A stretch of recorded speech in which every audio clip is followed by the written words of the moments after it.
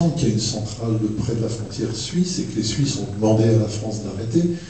Donc il peut y avoir aussi des pressions internationales de gens qui sont contre le nucléaire.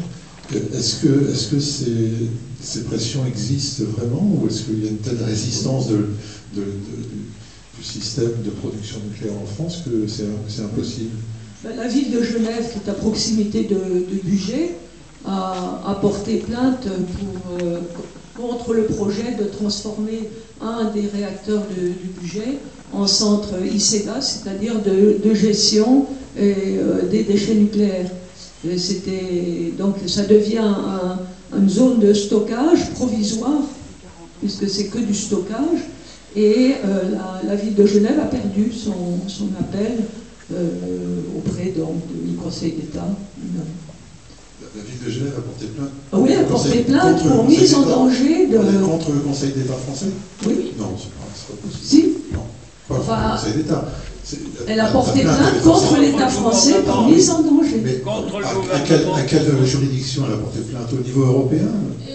Non, ça a bien été en Conseil d'État qu'ils ont fait un recours pour annuler ce décret parce qu'ils étaient situés à moins de 160 km. Et donc ils estimaient qu'ils étaient atteints.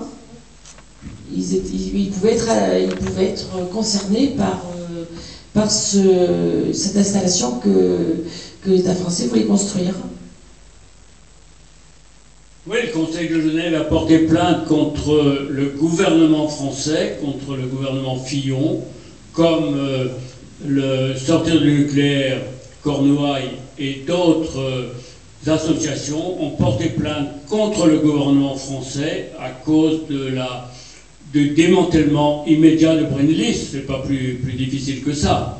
Et alors, ce que je regrette, en fait, ce que je vais dire me concerne aussi, c'est que nous parlons au conditionnel, mais que nous devrions parler au présent. Que pouvons-nous faire aujourd'hui, maintenant, pour nous qui sommes d'ici, alors que Brennilis est à 2 pas, Michel en a parfaitement parlé, et que l'île Longue est aussi à 2 pas de nous. Voilà, c'est tout. Et le nucléaire est un.